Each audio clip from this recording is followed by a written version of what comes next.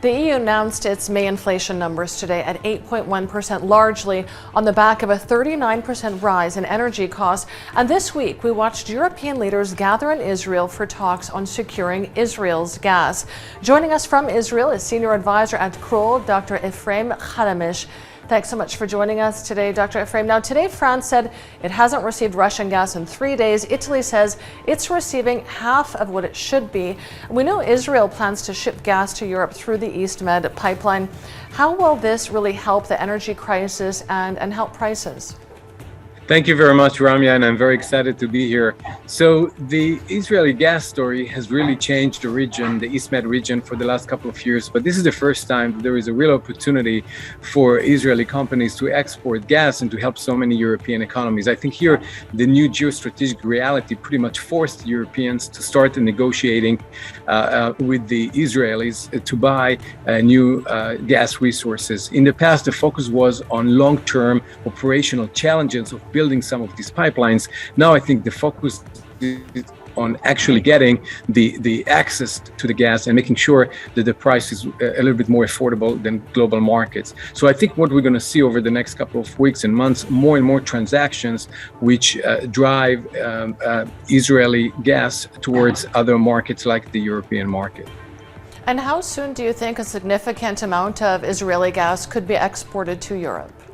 So I think it's important to remember that many of these programs are long-term. So of course, they will help to secure European energy mid-term to long-term in terms of its strategic goals. Having said that, of course, everything that can be done today can help planning for the next couple of years. Let's talk about President Biden for a moment. I mean, he's flying directly from Israel to Saudi next month to meet with Crown Prince Mohammed bin Salman. What do you anticipate will really materialize during these talks? So, of course, this is a game changer from American policy perspective, and also the fact that President Biden actually connects the Saudi visit with the visit to Israel. It means that from his perspective, it all ties together towards regional security, regional new alliances, and the ability to have access to new energy resources. Now, if you look at the global energy markets today, pretty much other than Saudi Arabia and the UAE, most OPEC Plus members and other energy players are in capacity. This is a result of underinvestment over the years and the fact that there is really a supply shock right now going on in the market, even if you have a decline a little bit in demand. And the reason why I mentioned that is because Saudi Arabia really can increase capacity, although the increased capacity as a result of such a visit will not be a game changer significantly. Having said that, it will reduce the pressure a little bit from the global supply market. Having said that, many analysts believe that it is a refining issue, not a supply issue. Absolutely. I think the real story here, although we spend so much time talking about the imbalance between supply and demand in the global markets, the real story here is the refineries market. And here it's a very interesting story. Over the last couple of years, basically, many refineries shut down as a result of low demand because of COVID. And even before that, the margins were so limited that for many of them, it wasn't profitable. I think now, there is a demand for new refineries. The problem is that it takes years to build them.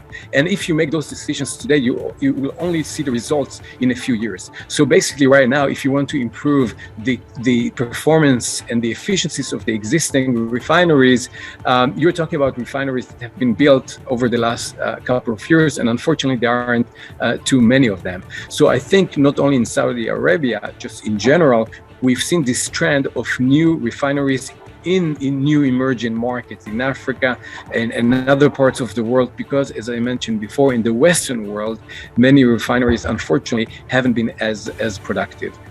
Now, I do want to talk about Western refineries in just a minute, but while we were in the GCC and with Biden at the GCC summit, he's planning on meeting with other GCC leaders.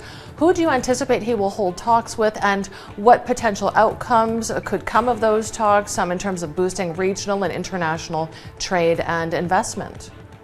So it's not secret that many Gulf members have been a little bit disappointed since Biden started his tenure, because they expected a little bit more from the U.S. administrations in terms of security support, military support, and commercial relationships. So I think many members of the GCC will take it as an opportunity to convert these frustration into positive, productive force, which means more trade and investment agreements in different parts of the GCC region. And of course, the energy story is just part of it. Now, in terms of U.S. refining, we all saw this week President Biden accused U.S. oil majors of raising gas prices, and he says they're not refining enough and they're profiting unethically, or they're price gouging. What are your thoughts on that? This is a great point, and of course the fact that he approached many of these major companies directly is a very new phenomenon, and really kind of raises the questions, why did it happen and why now? I think when we look at the pricing in these refineries, we're quite surprised that the margins went up so dramatically as a result of the spike in energy prices. But I think it's important to look at history and understand that historically the margins in this business have been very low. In fact, I think it's somewhere between 2 to 5 per barrel, and now of course it's going up to 30 to even 50 in some cases in some regions. So historically the focus was on the operational side, basically how to run a refinery in a more efficient way. Now that the prices went up dramatically, there is a new focus as part of the new administration's policies to kind of look the way they operate and to think about different ways for them to manage their market a little bit better. But as I said before, the real story here is whether these companies will be able to make investments today to build the refineries of the future. Because at the end of the day, demand will go down and we will see prices go down. So the question is, how it's going to impact the potential price gouging moving forward over the next couple of years. And many of these refineries are not interested in investing for the future because they don't necessarily know how the future is going to look like. Because, for example, we may see more regulations kind of shifting towards renewable energy. There are some questions around low demand again, or potential another pandemic. So all these capital investments are pretty much not clear. Dr. Ephraim Chalemesh, Senior Advisor at Kroll, thanks so much for joining us and for your insights today. Thank you very much. Great to be here.